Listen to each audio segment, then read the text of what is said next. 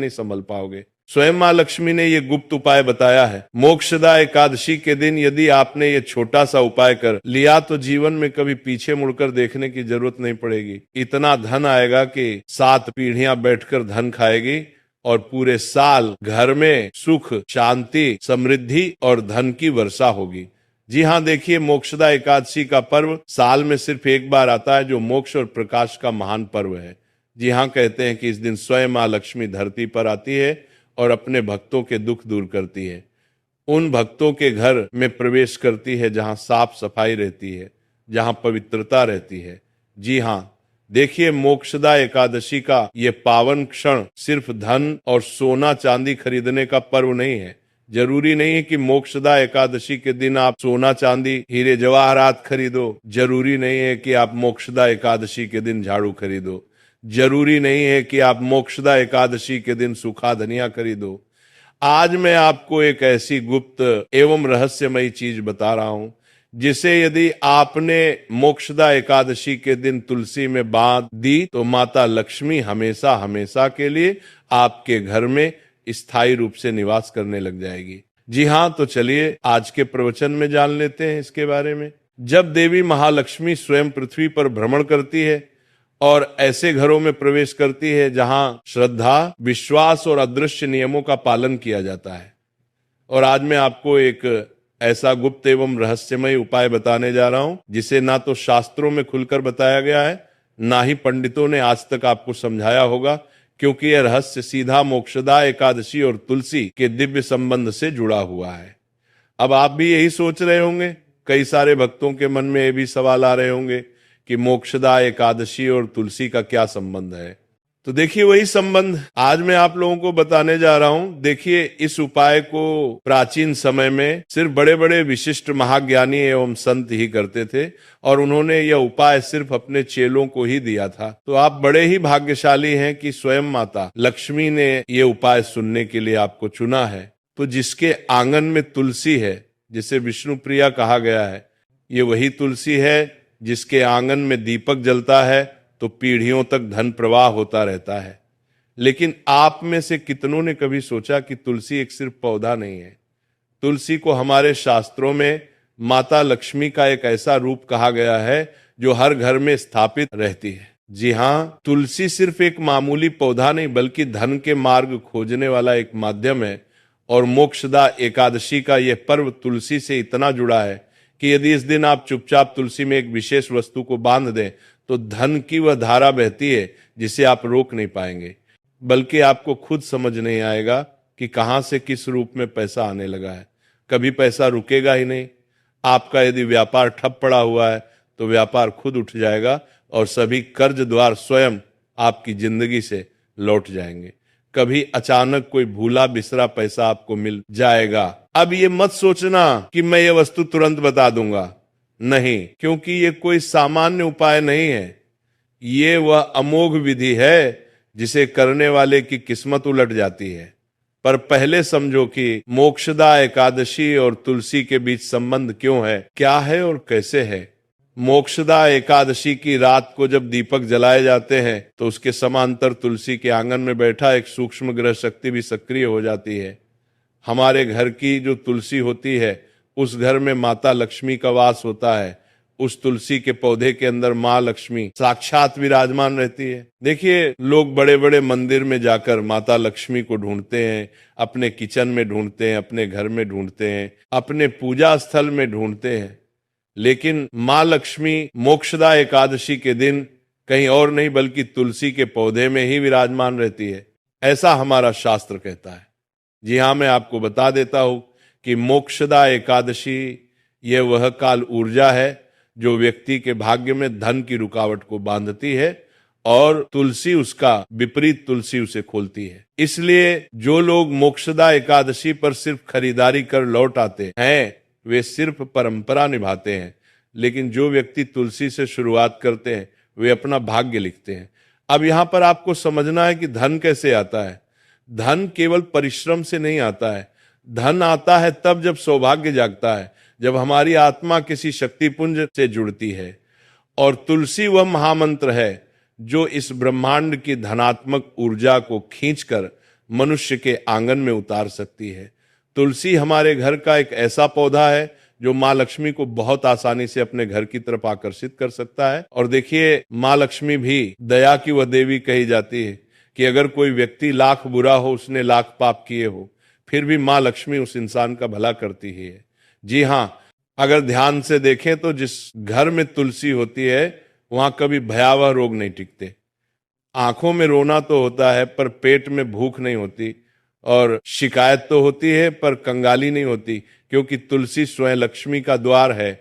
लेकिन मोक्षदा एकादशी पर एक छोटी सी गुप्त वस्तु बांध दी जाए माता तुलसी में, तो लक्ष्मी कहती है कि वहां कदम नहीं रखती, बल्कि अपना डेरा जमा लेती है, बल्कि हमेशा के लिए उस घर में स्थायी रूप से अपना स्थान बना लेती है। अब बात आती है कि वो वस्तु क्या है। देखिए, वह कोई चावल नहीं है, ना कोई लौंग है, ना इत्र है, ना सुपारी है। वह एक ऐसा प्रतीक है जिसे यदि किसी ने जान लिया तो धन के द्वार सीधे खुलते चले जाएंगे। परंतु अभी आपको थोड़ा सा ठहरना है। अभी उसको बताने से पहले उसके पीछे के कुछ विशेष नियम और कुछ विशेष सावधानियां भी हम आपको बताएंगे। क्योंकि देखिए, कोई भी उपाय फल तभी देगा जब उस उपाय से संबंधित हम सारे विधि विधान, नियम और सावधानियां जान लें। क्योंकि देखिए, कभी कभी जब हम बिना किसी विशेष नियम और सावधानियां उपाय करते हैं तो वो उपाय उल्टा हो सकता है। घर में धन आने की जगह घर में कंगाली भी आ सकती है। इसीलिए मैं आपको हर एक सावधानी, हर एक नियम जो मां लक्ष्मी और तुलसी से संबंध रखता है, इस उपाय से संबंध रखना है, वो मैं आपको बताऊंगा। जी हाँ, देखिए, कहते हैं कि धन मोक्षदा एकादशी की रात को ब्रह्म मुहूर्त से पहले जो देव उतरते हैं वे मनुष्यों के कर्म पत्र पढ़ते हैं, किसे देना है, किसे लेना है, कौन योग्य है, कौन अयोग्य है। उसी रात तुलसी साक्षी बनती है।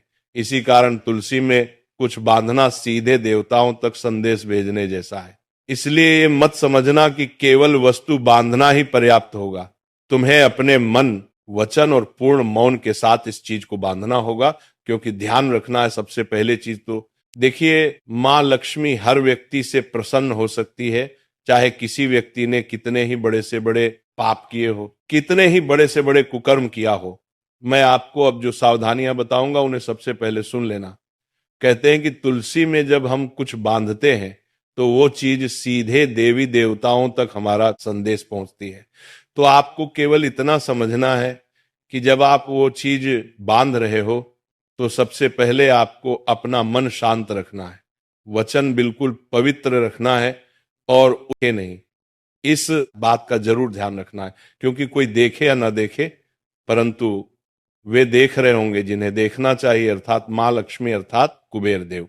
देखिए, मोक्षदा एकादशी की शाम हो, सूर्य अस्त हो जाए और आकाश में पहले तारा उदित हो, तब आंगन में तुलसी को जल अर्पित करें, दीपक जलाएं और 3 बार मां में कहें, हे तुलसी, हे विष्णु प्रिया, मेरे घर की दरिद्रता को बाहर करके समृद्धि के रथ को भीतर लाओ। और तब बिना किसी को बताए उस गुप्त वस्तु को लाल रंग के धागे में बांध दो। पर ध्यान रहे, शाम को नहीं, रात के उस अंतिम पहर में लगभग 12 बजे के आसपास, जब पूरा घर सो रहा हो। अब वह वस्तु क्या है? वह वस्तु है कपूर में भीगा हुआ एक ताम्रकण।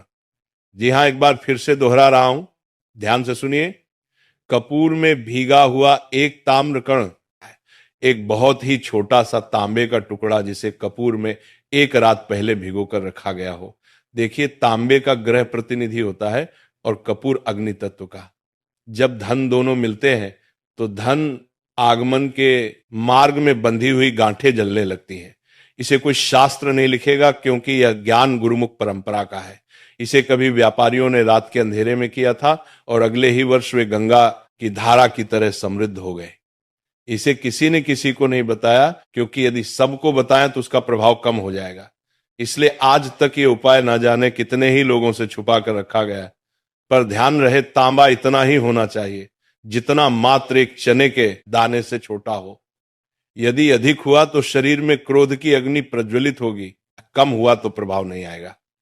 देखिए, अब उसे कपूर में कैसे भिगोना है यह सबसे पहले मैं आपको बताता हूं, क्योंकि उपाय की शुरुआत ही इस चीज से हो रही है कि उसे कपूर में भिगोकर कैसे रखना है। देखिए, कपूर को एक मिट्टी की कटोरी में रखें अगर मिट्टी की कटोरी नहीं है तो आप दीपक का प्रयोग भी कर सकते हैं। सबसे पहले आपको एक मिट्टी की कटोरी या दीपक लेना है, उसमें तांबे को उसके बीच में दबा दें और इसे स्वयं नहीं छुए। चिमटी या चंदन की लकड़ी से उठाएं और जब आप उसे तुलसी में बंद होंगे तो न कोई मंत्र करना है, न कोई काम करना है, न किसी प्रकार का मन में संदेह रखना है। बस मौन और सिर्फ मौन रहना है और अगले दिन तुलसी को जल देने से पहले प्रणाम करना। ये मत देखना कि कुछ बदला कि नहीं, क्योंकि परिवर्तन दृश्य में नहीं, धीरे धीरे शुरू होता है। पहले महीने अचानक कोई पुराना कर्ज लौट जाएगा, दूसरे महीने रुका हुआ व्यापार खुलेगा, तीसरे महीने आपको खुद समझ नहीं आएगा कि इतना धन कहां से आने लगा है। कभी कभी धन पशु, वाहन, संतान के रूप में आता है, लेकिन यहाँ वो सीधे भौतिक धन की धारा खोलेगा और यदि आपने इस बात को किसी को बताने की गलती की तो प्रवाह मंद हो जाएगा। अब सावधान रहना है। कुछ ऐसे घर होते हैं जहां तुलसी सूखने लगती है, वहां ये उपाय ना करें। जी हाँ, इतना ध्यान अब जरूर रखना। तो भूलकर भी यह उपाय मत करना, नहीं तो इस उपाय का उल्टा प्रवाह शुरू हो जाएगा।